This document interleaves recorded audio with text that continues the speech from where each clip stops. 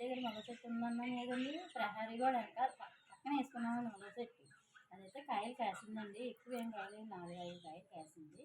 ములక్కాయలు కోసుకుంటాకైతే డాబా మీదకి వెళ్తున్నామండి, చూడండి.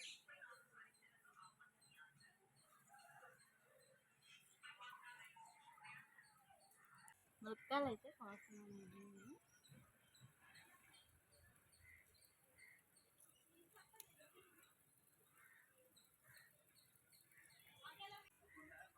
కాయలు అయితే ములక్కాయలు అయితే కోస్తున్నామండి. 2 కాయలు కోసాను, 2 అయితే కాయలు మొదలు లేవు, లేకగా ఉన్నాయి. ముదరైతే లేవండి ఇంకా.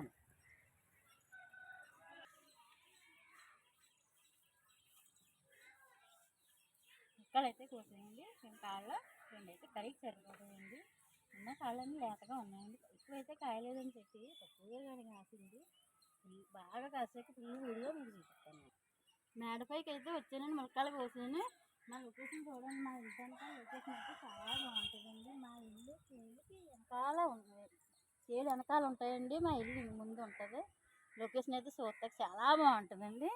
మా ఇంటి దగ్గర పచ్చదనం అయితే మాత్రం ఎంత బాగా ఉండాలంటే అంత బాగుంటుందండి.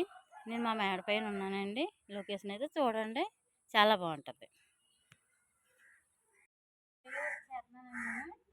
కర్రీలో కావాల్సిన పదార్థాలు: 10 ఉల్లిపాయలండి, 10 ఉల్లిపాయలు, 2 టమాటాలు, 3 ములక్కాయలు, 5 పచ్చిమిర్చి, 1 క్యాప్సికం అయితే కోసుకుంటున్నాను. నేను ఇవన్నీ మొత్తం అన్నీ కోస్తానండి. కోసి మళ్ళీ మీకు చూపిస్తాను. ఒక 6 ఎల్లుల్లిపాయ రెబ్బలండి, 1 స్పూన్ జీలకర్ర. ఇది మిక్సీలో వేస్తే నలగదు కదండి గిన్నెలోనే, అందుకనేసి నేను కలరాయిలో వేసి కుంపుతున్నాను, మెత్తగా కుంపుకుంటాను.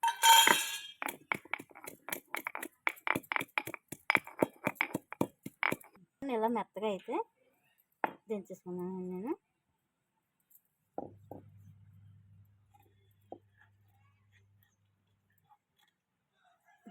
ఇలా మెత్తగా కొంచెం అంతే. స్టవ్ అయితే ఆన్ చేస్తున్నానండి, ఇప్పుడైతే పెట్టాను పై మీద. ఆయిల్ అయితే 4 స్పూన్లు వేస్తున్నానండి, కొంచెం ఎక్కువ పడుతుందండి.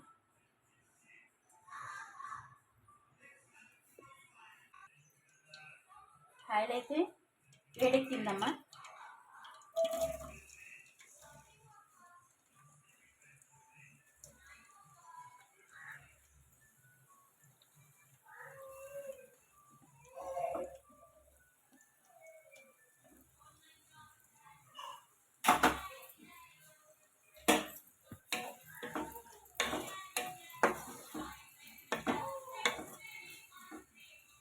ఉప్పు అయితే వేస్తున్నానండి, వేగా మగ్గుతుంది ఉల్లిపాయ.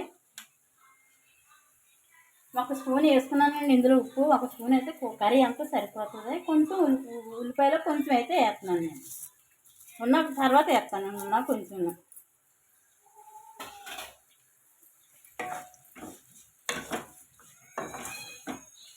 ఇదైతే బాగా ఎర్రగా మగ్గేందుకు మగ్గనవ్వాలండి. ఉల్లిపాయ ఎంత బాగా మగ్గితే అంత కూర టేస్ట్ అయితే బాగుంటుందండి.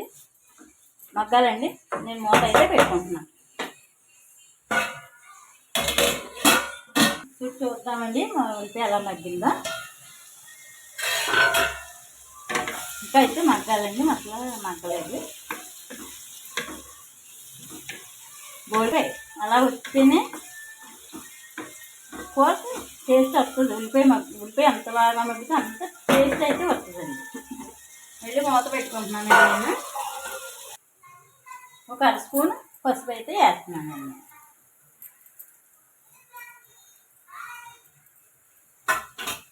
అలాగే 4 కరివేపాకు రబ్బులండి, ఫ్రెష్గా ఉంటాయండి. మా చెట్టుదండి, మా చెట్టు ఉందండి, సొంత చెట్టు ఉంది. ఎప్పటికప్పుడే ఫ్రెష్గా పోసి వేస్తానండి నేను కరివేపాకు అయితే. కొంచెం మగ్గనిద్దామండి, ఇంకా మగ్గనిద్దాం. చూడండి ఎర్రగా మగ్గింది, ఉల్లిపాయ అయితే చాలా ఎర్రగా మగ్గింది. ఇలా మగ్గినప్పుడు కూరకు టేస్ట్ వస్తుందండి. రెండు అయితే టమాటాలు అయితే రెండు వేసానండి నేను. ఇదిగో క్యాప్సికం అయితే ఒకటేనండి, ఇది వస్తా ఒకటే వేసాను.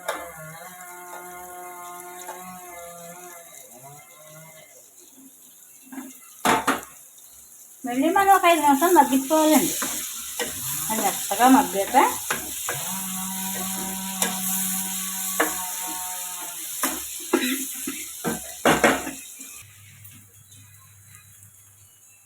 కూర అయితే మగ్గిందండి.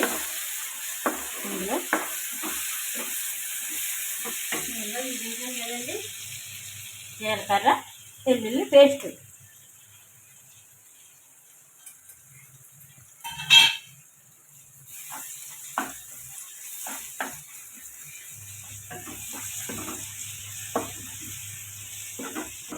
జీలకర్ర పేస్ట్ వేయగానే కూర అయితే స్మెల్ చాలా బాగా వచ్చేస్తుందండి. ములక్కాయలు అయితే వేస్తున్నాను. నూరు దంచుకున్నారు కదండి, అందుకే స్మెల్ బాగా వస్తుంది.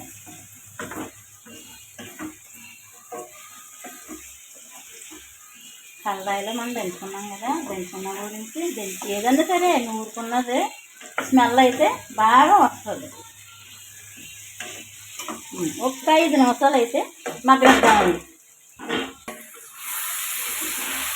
కూర అయితే మగ్గిందండి.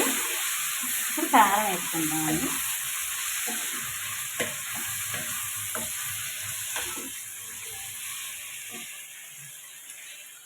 ఒక స్పూన్ కారం అండి.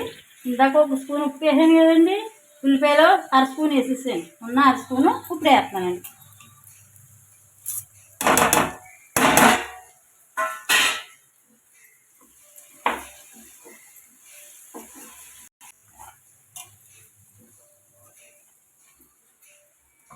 ఒక్క నిమిషం అండి, అలాగ ఒక్క నిమిషం నీళ్ళు పోస్తానండి. ఎందుకంటే నీళ్ళు అయితే పోస్తాను. ఇప్పుడు ఒక చెంబు అయితే నీళ్లు పోసానండి. ములక్కాడ బాగా ఉడకాలి కదండి, అందుకనేసి ఒక చిన్న చెంబుతో పోసానండి నీళ్ళు. సరిపోతుందండి అలా.